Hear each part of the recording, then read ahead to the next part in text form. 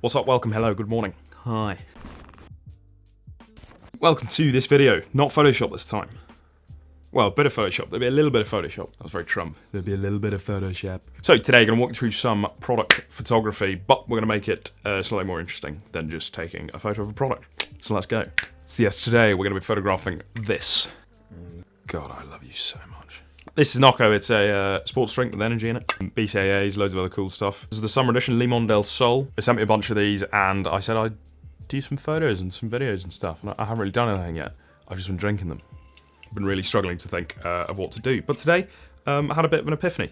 Been watching a lot of a guy called Tyler Babin, who is a YouTuber, Instagrammer. Kind of inspired by two of these creators. One, Tyler Babin. The other one is a guy called Woodcox, who's an amazing fine art photographer. They do quite a lot of compositing in their images. So that means putting stuff into the image that shouldn't really be there. But yeah, we're going to give this a go. I've sort of laid it out into a few parts so you can follow along and try your hand at it yourself. So let's go.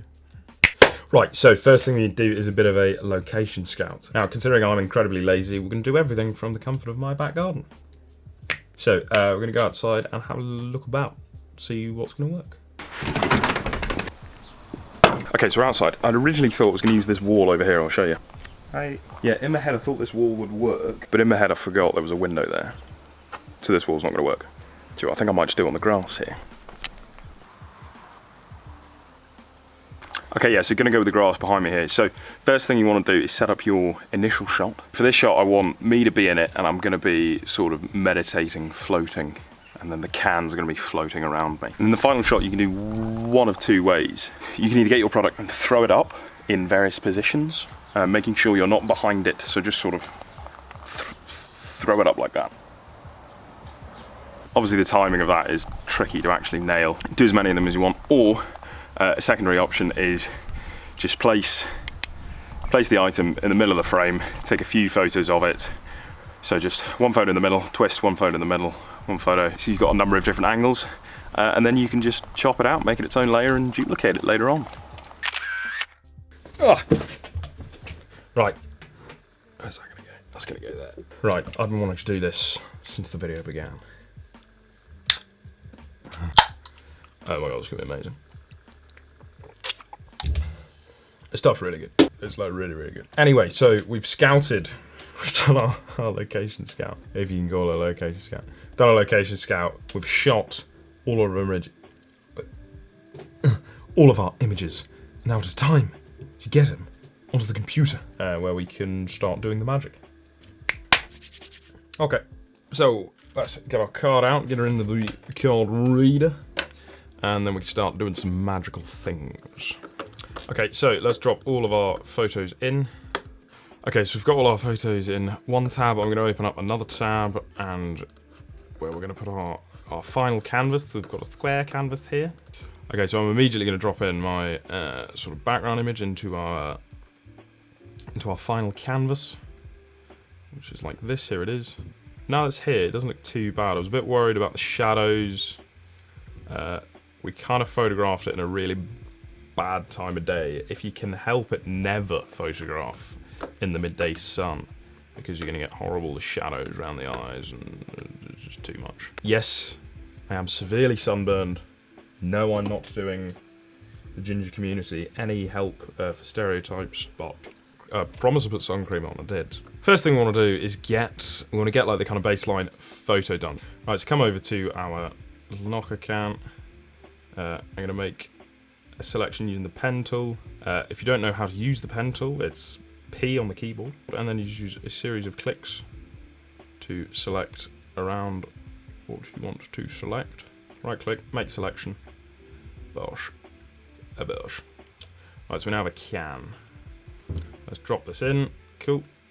There we go. I'm going to click Command J, which is going to duplicate this layer. Head to V. Cool. Right, so we now have two Nocco Limon cans. So in order to sell an effect on Photoshop, 80% of the time it's shadows. So back over to our layers tab here. We're going to create a new layer, which is this little boxy thing here. And this is going to be shadow left. So we're just going to rename that. Let's rename these ones as well, just so we know what they are. Knocko can left. Knocko can right. Shadow left. Hit B on the keyboard for your brush tool. You want to come up here to the brush properties. You want the hardness to be at 0. The size needs to be about whatever the size of the can kind of is, whatever the can's footprint is going to be. And we also want to make sure that we are at 100% opacity, 100% flow, and we have the colour black selected. Bosh, paint that in. Right, next thing, Command T. What we want to do is squish it. So hold down Shift. I'm going to go to the top here, bring this down to here. Good. Okay, that's a good start. Next thing to do to give a bit of a blend into the whole thing, go to Filters, come to the Blur, come to Gaussian Blur, and then give that a little bit of something, a little bit of juice. Okay, so there's one. Same thing on the other. New layer. Shadow right. Next thing I want to do is get more cans and sort of have them hovering around me. So we've got a slightly different angled one here. We've got a sort of front-on angled one. I'm going to go back into this one, chop this one out as well. What you just want to start doing is start positioning them around the frame.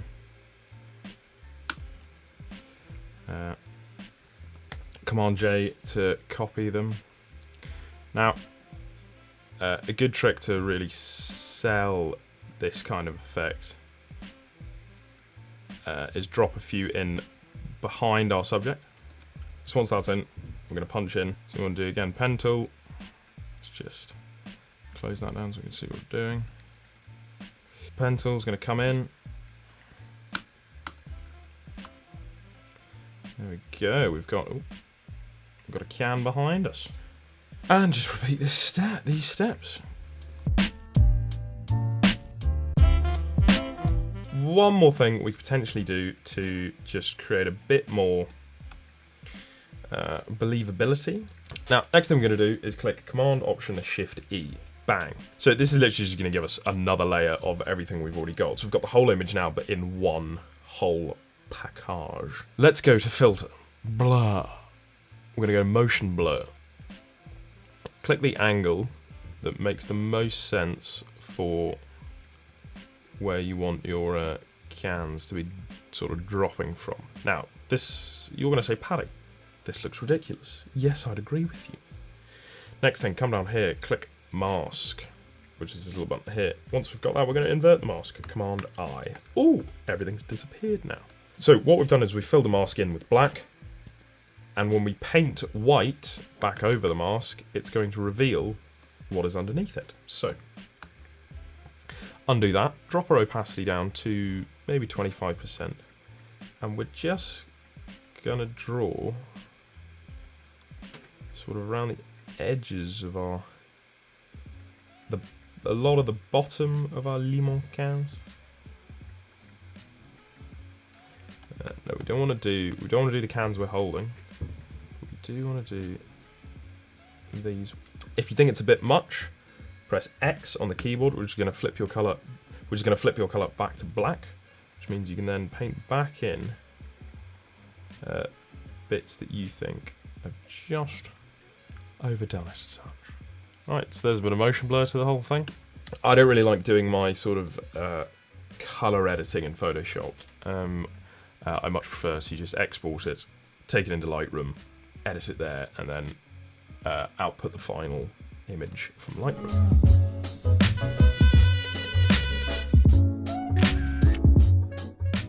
Okay, and there we have the basic premise of the whole thing. I took this at a really shit time of day, hence why it sort of looks a bit terrible. So, let's continue the magic and make it a little bit better.